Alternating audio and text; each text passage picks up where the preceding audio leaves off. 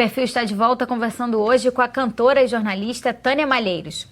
Tânia, no encerramento do bloco anterior, você estava falando sobre essa questão até do armazenamento, né, de construir reservatórios, mas que as pessoas, no fundo, não tinham e não têm ainda hoje conhecimento do que representa isso para a população, né? Tanto em termos do que é necessário, se é necessário realmente, quanto também dos riscos, né? Do que a gente está falando, porque, como você mesma disse, ficava muito restrito e nem os próprios governantes tinham acesso a esse dia a dia, como a coisa toda acontecia, né? Exato. Então, a proposta, até quando eu escrevo o livro, a proposta é levar esse debate para a população, para todas as pessoas, e não discutir em meios que já são discutidos, mas democratizar esse assunto, que é um assunto que tem a ver com todo mundo. Quando se diz, olha, a energia de Angra 1 e Angra 2, ela entra no sistema do Sudeste, da distribuição, para quê? Para todo mundo. Então, todo mundo usa essa energia, então todo mundo merece saber por quê, como, para onde vai essa energia, como ela é produzida, quando quando a usina não estiver mais produzindo, para onde o governo pretende colocar esses rejeitos? O que pretende fazer com ele? Qual é a política que existe hoje para armazenamento? Qual é a política que existe hoje para se fazer ou não outras usinas? Que hoje, inclusive, já há um debate para que outras usinas sejam construídas, inclusive no Nordeste. Estou fazendo até uma matéria sobre isso também. Então, é uma possibilidade de construção de uma quarta usina em Pernambuco, outra na Bahia. E a população não tem nenhuma informação sobre a necessidade, né? Se há realmente necessidade, se é indispensável a energia nuclear, se a gente precisa desse tipo de energia para complementar o que a gente já usa, porque fica muito distante realmente, Exato. né? A gente tem mais o hábito de ouvir falar sobre o que é produzido nas hidrelétricas, nas termoelétricas, mas na energia nuclear é uma coisa muito distante, né? Eu acho que tem esse resquício do passado que já melhorou muito. Hoje, você encontra informações nos sites das empresas, né? Os jornais publicam mais as informações, mas naquela época era muito fechado, realmente. E eu acho que já melhorou bastante. E eu gostaria, nós brasileiros, né, gostaríamos que melhorasse mais. Porque se você é beneficiado ou não, você tem o direito de saber o que está sendo feito. E o governo tem a obrigação de informar. Hoje, isso melhorou muito. Hoje, que eu digo, não é hoje, nesse momento. Nos últimos anos, digamos assim, melhorou muito essa relação. Mas o que a gente quer é que melhore mais ainda, certo? E como é que foi feita essa reportagem sobre o vazamento, de fato, no interior de São Paulo, que deu a você esse prêmio ESSO, que é o reconhecimento, né, super importante para o jornalista brasileiro? Natália, essa matéria, na verdade, eu estava até de mudança quando eu soube que tinha ocorrido esse vazamento. Então, eu quase que escrevi essa matéria. Na época não tinha celular, não havia internet, sentada no chão, entendeu? E as fontes me passando. Depois, o material, a documentação, porque é uma matéria dessa importância, que mexe com tudo, né? Mexe com os trabalhadores, com as empresas, com a população, com o medo das pessoas, né? Tinha que ter documento. Então, eu recebi muita documentação. Eu tenho caixas, né, guardadas com essa documentação e nunca foi desmentido, pelo contrário, foi até depois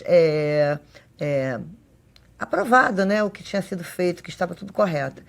Essa matéria é uma matéria sobre vazamento de radiação dentro do Instituto de Pesquisas Energéticas lá em São Paulo. Mas isso faz muito tempo, isso não foi agora. Esse instituto, inclusive, ele se aprimorou muito em termos de segurança, ele produz medicamentos, enfim, tem uma importância muito grande. Mas na época não era assim. Tá? Então, essa matéria foi feita e depois ela teve tanta repercussão, foi feita para o Jornal do Brasil Impresso, né? Foi uma série, ela virou uma série. Enfim, acabei, né, tendo a felicidade, né, a honra de ter recebido esse prêmio em função dessa matéria. Essas matérias, as pessoas já dizem, já vem ela com bomba, não é nada disso, porque, na verdade, enquanto jornalista, se você recebe uma informação dessa e tem como você publicar, você vai publicar. Você está cumprindo o seu papel, né, exercendo a democrática função de informar ao público, ao leitor, né? E claro, tem que ser verdade, até porque tem um custo também para você, para sua carreira, para o seu nome, e para o veículo que publica, se a coisa for desmentida. Então, serve também para o aprimoramento do funcionamento dessas instituições. Elas passam a ser cobradas, fiscalizadas, né, mais de perto. Exatamente. Então, a população também cobra, as entidades, né, cobram, civis cobram, a OAB cobra, enfim. Isso é muito importante, porque se torna, não estou liderando sozinho essa ferramenta de informação, entendeu? Todo mundo tem a obrigação de cobrar. E cobrando, ocorre uma fiscalização maior. E o interesse da própria instituição de manter seu nome, de zelar seu nome, ou seja, de aprimorar o funcionamento desse setor. No caso, lá no IPEM, era o setor que mexia com hexafluoreto, que é urânio em forma de gás. Você imagina, se acontece uma coisa grave, muito grave, se isso vai para fora, vai para o exterior, se isso atinge o meio ambiente. Então, eu acho que o nosso papel de jornalista ele é muito importante porque ele contribui também para esse aprimoramento da fiscalização. E você tem, além desse livro mais recente, eu vou mostrar, Bomba Atômica, para quê? É bomba atômica? O nome é assim, bomba atômica, para quê? Brasil e não energia sorrindo nuclear, assim, né? Porque é um tema sério, né? É pesado, é pesado. Brasil e Energia Nuclear, esse livro, ele é a atualização dos meus outros livros, meus 2 outros livros. Os outros 2 são Brasil, a Bomba Oculta, e Histórias Secretas do Brasil Nuclear, que acabaram se juntando num livro só, que foi, inclusive, publicado na Alemanha. Você estava me contando aqui. Esses 3 livros, na verdade, agora culminando com esse mais recente, como eles tratam desse assunto, né? Que tipo de reflexão eles buscam trazer para os leitores? Esses livros, na verdade, agora mais esse aqui, porque ele está atualizado, ele conta a história. Eu vou me centrar mais nesse aqui no Bomba Atômica para quê? Ele conta a história da energia nuclear no Brasil, da década de 40, com as bombas atômicas de Hiroshima, Nagasaki. Na época da Segunda Guerra. Exatamente, a repercussão disso no Brasil, porque aí todos os países passaram a se interessar mais, porque isso é um objeto de desejo do poder, né? Se eu tenho a bomba, eu negocio mais de cara a cara com você, e se eu não tenho, eu vou me enfraquecer, porque eu também não tenho. Então, desde das bombas atômicas até hoje. Então, vim contando histórias, os acordos Brasil-Alemanha, acordo nuclear Brasil-Alemanha, como o Brasil comprou a Angra 1, quantas vezes a usina parou. Então, venho contando tudo isso que foi feito em relação ao lixo, vou contando até o ano passado. A relação do Brasil, né, na área da energia nuclear com o Exército, com a Aeronáutica, com a Marinha, o projeto do submarino nuclear, que é projeto, mas o Brasil quer fazer o primeiro submarino nuclear. Enfim, toda essa discussão de tudo que envolve a energia nuclear, né? Também a área da medicina nuclear, né? Os benefícios para a população.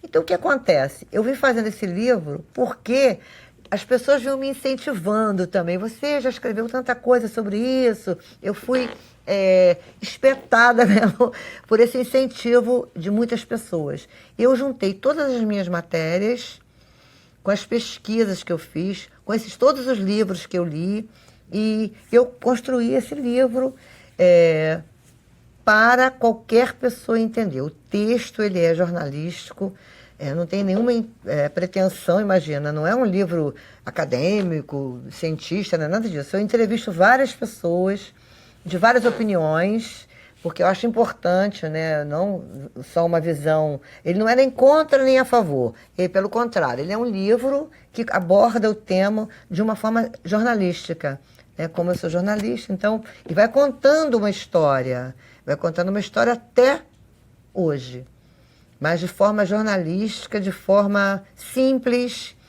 de uma forma que qualquer pessoa não precisa ter faculdade para entender.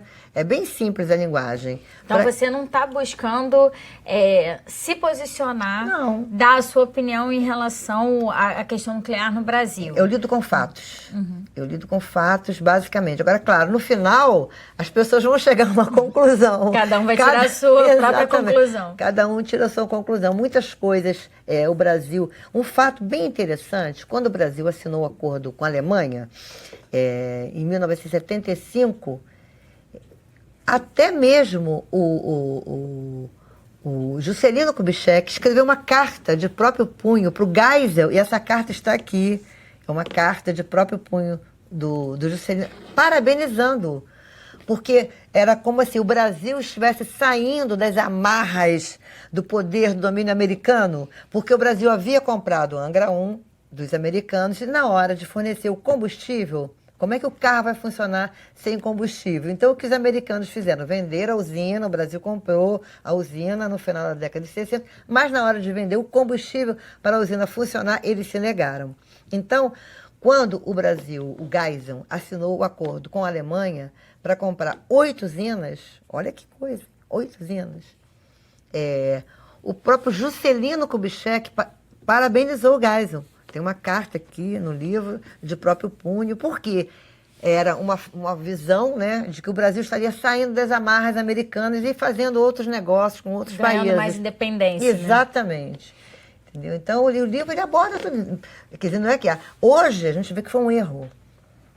Foi um erro, porque foram 8 usinas no pacote, várias empresas que não funcionaram, que deram maior prejuízo. Assumiram uma dívida imensa, né? Exatamente. Desnecessária, mas para a época, a visão da época era uma visão, né, positiva. Aquilo representava desenvolvimento. Né? Mas alguns nacionalistas achavam que o Brasil não deveria ter assinado o acordo, porque o Brasil, em vez de assinar o acordo, naquela época, devia trabalhar para conquistar sua independência tecnológica, em vez de comprar uma usina pronta, fazer a sua própria usina. Então, isso é discutido até hoje. Por que o Brasil não fez isso? Em vez de comprar as usinas, adquirir experiência e tecnologia, desenvolvimento para fazer a sua própria unidade nuclear. E hoje, a gente sabe que Angra 1, por exemplo, você falou sobre essa questão de se Angra 3 vai ou não vai para frente. Angra 1, a princípio, tinha uma expectativa de funcionar até 2018. Já foram feitos investimentos de milhões de dólares para a adaptação de Angra 1 para continuar funcionando. Como é que você avalia hoje a situação, especialmente aqui no estado do Rio de Janeiro? Algumas pessoas, inclusive recentemente, começaram a questionar a questão das usinas nucleares em Angra, muito por conta também desses desastres naturais mais recentes, sobre a segurança de todo aquele equipamento naquela região, se há, de fato, segurança para aquela população. Bom, segundo as empresas do setor nuclear, essa usina e a Angra 2 também estão funcionando super bem, não há nenhuma possibilidade de acidente, segundo a visão deles.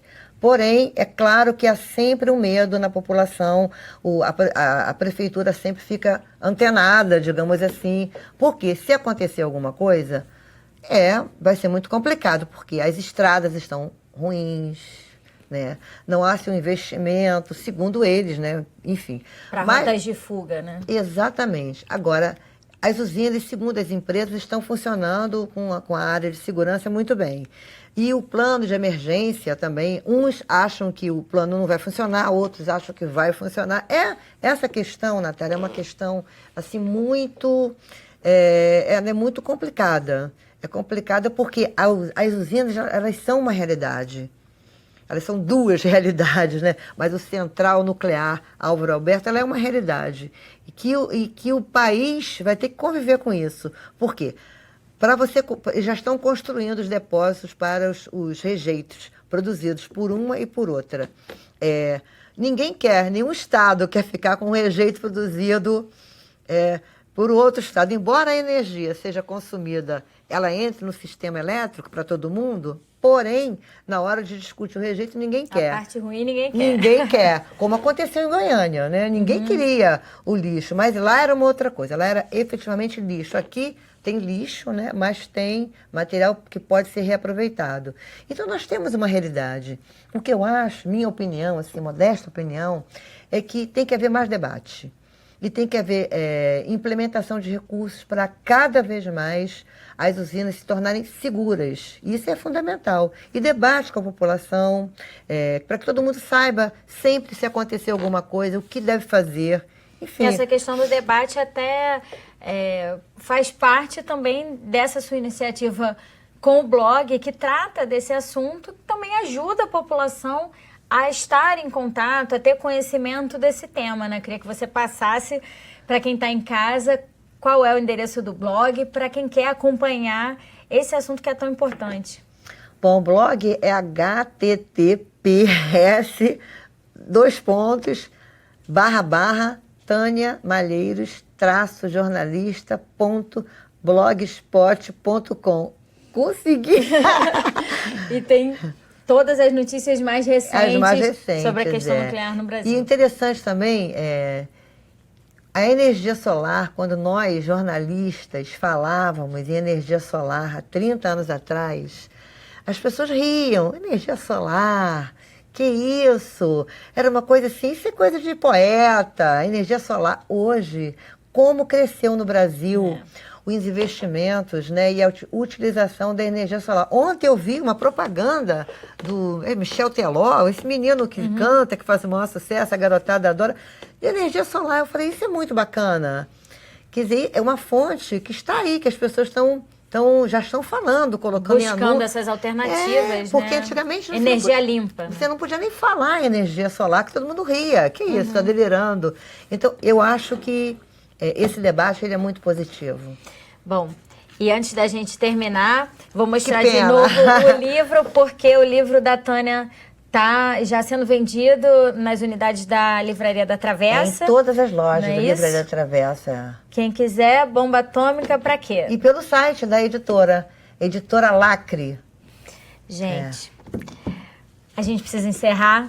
Tânia, muito obrigada pela sua participação. Eu que agradeço. Sucesso no show, sucesso com o livro. Vamos convidar. Parabéns. 26 de julho, no Cariocando, Rua Silveira Martins, 139, a Banca do Distinto e muito mais. Com a equipe da TV Alerj. Com a equipe da TV Alerj, muito obrigada. Se você quiser rever esse programa, acesse www.alerj.rj.gov.br. O perfil fica por aqui. Até a próxima. TV Alerj, o canal do povo.